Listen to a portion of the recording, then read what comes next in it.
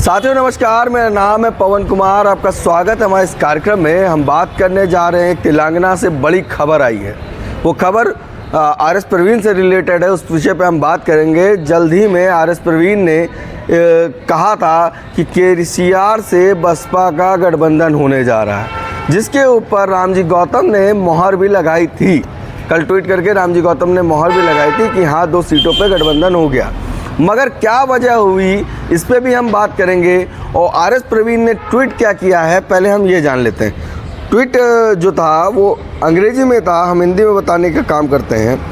प्रिय साथी बहुजनों, मैं ये संदेश टाइप करने में असमर्थ हूँ, लेकिन मुझे वैसे भी टाइप करना होगा क्योंकि अब नया रास्ता अपनाने का समय आ गया है। कृपया मुझे इस पोस्ट के लिए क्षमा करें और मेरे पास कोई विकल्प नहीं बचा है। भारी मन से मैं बहुजन समाज पार्टी को छोड़ने का फैसला किया है। मैं नहीं चाहता हूं कि मेरे नेतृत्व में तेलंगाना के हाल के फैसले, चाहे वो कितनी भी जानकार क्यों ना हो, के कारण इस महान पार्टी की छवि खराब हो। ये बात कही। उसके बाद इन्होंने लिखा, साथ ही में कुछ मूल सिद्धांतों और व्यक्तिगत चरित्र से भी समझौता करना चाहता हूँ। इसके बाद वो लिखते हैं, तेलंगाना में भविष्य की राजनीति का फैसला करना बहुजन समाज पार्टी को है। मैं परम आदरणीय बहन जी #बहन जी @मायावती को मुझ पर भरोसा करने और हर समय मेरा मार्गदर्शन करने के लिए बहुत बहुत धन्यवाद देता हूं। आप मेरी हीरो बनी रहे हैं।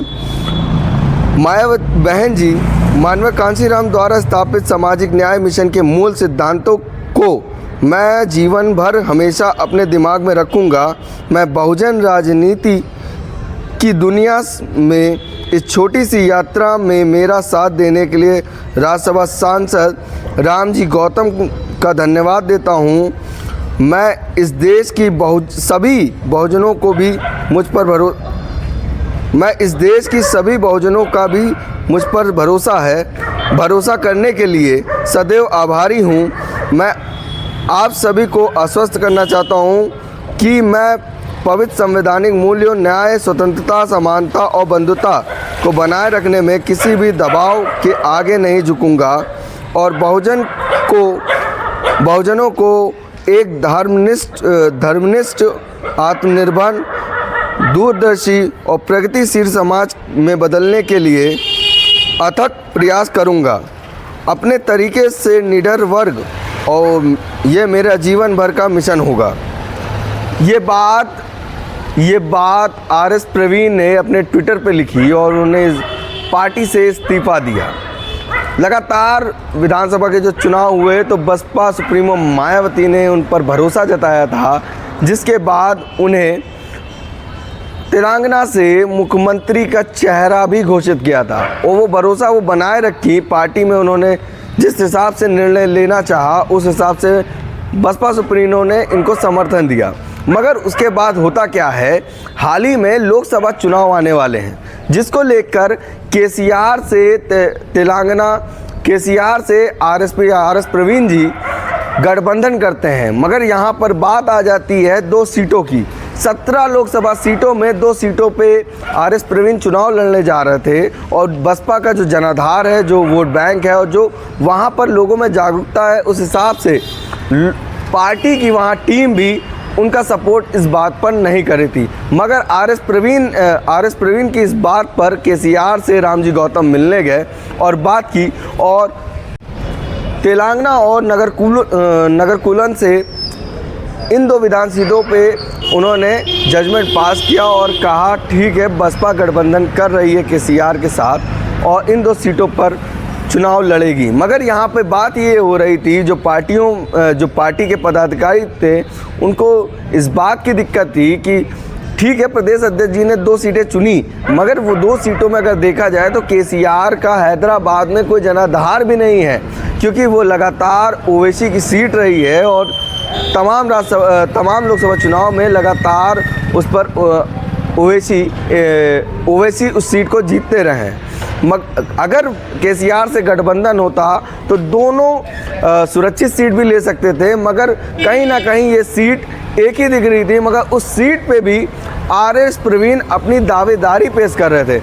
आर.एस. प्रवीण प्रदेश अध्यक्ष है तेलंगाना से, और कहा जा रहा था कि आर.एस. प्रवीण एक प्रदेश अध्यक्ष, और प्रदेश अध्यक्ष बसपा ने कभी जल्दी चुनाव लड़ाया नहीं। जब ज़रूरत पड़ी, जिस सीट पे प्रदेश अध्यक्ष को लड़ना होता है उस सीट पे लड़ाया जाता है, वरना कोई कैंडिडेट आता है जिसको लड़ाया जाता है। मगर उसके बाद भी आर.एस. प्रवीण ने ये सहमति जताई कि मैं चुनाव लड़ूंगा। आप विधानसभा में भी लड़े और अब लोकसभा में भी लड़ने जा रहे हैं, तो बाकी पार्टी के जो वर्कर हैं, जो पार्टी को टाइम दे रहे हैं, और जो कैंडिडेट्स हैं जो लड़ना चाहते हैं, उनका क्या?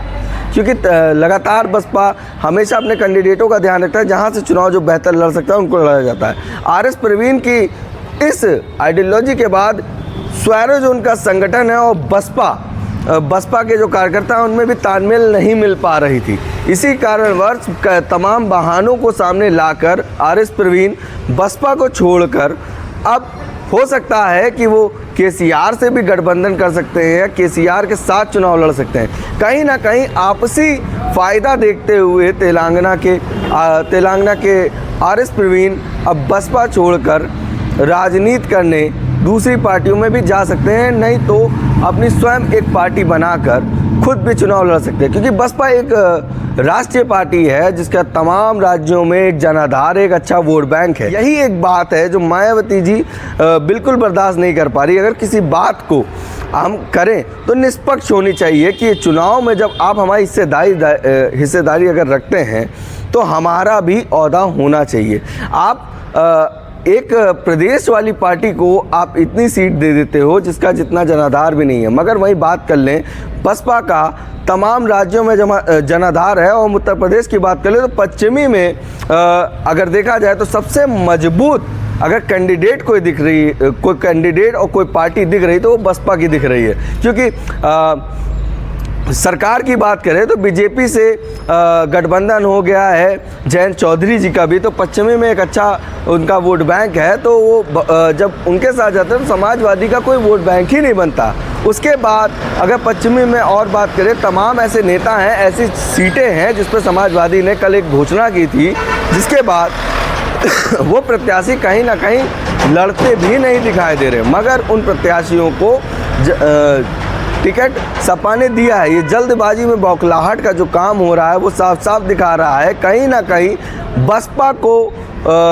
बसपा से ही लोग चुनाव लड़ने की कोशिश कर रहे हैं। मतलब बसपा को अपनी टारगेट पार्टी बना रहे हैं, क्योंकि उन्हें मालूम है बसपा का जो जनाधार है, बसपा का जो वोट बैंक है, उसको डाइवर्ट करना बहुत ही मुश्किल है। तमाम सीटों पे बसपा की बात करें तो चर्चा इस तरीके से बनी हुई है क्योंकि बसपा जिन सीटों पे चुनाव लड़ रही है, जहाँ जहाँ प्रत्याशी घोषित कर रही है, तो वहाँ पर भाजपा हो या अन्य राजनीतिक दल खलबलाहट के मारे कुछ उल्टे सीधे बयान दे रही है, वहाँ पे प्रत्याशी बदलने के भी काम किए जा रहे हैं। अब देखने वाली बात होगी कि आर.एस. प्रवीण का ये निर्णय कहाँ ले जाता है। मगर ये एक बात है जो बसपा हमेशा बर्दाश्त नहीं कर सकती। बसपा कभी भी इन चीज़ों को नहीं नेगलेक्ट कर सकती कि पार्टी के विचारों से समझौता करना बसपा को बिल्कुल पसंद नहीं है। उसके बाद आर.एस. प्रवीण का ये जाना लाजमी ही था, क्योंकि तमाम पार्टी के जो पदाधिकारी हैं, जो वहाँ की कोर कमेटी टीम है, वो भी आर.एस. प्रवीण के इस निर्णय से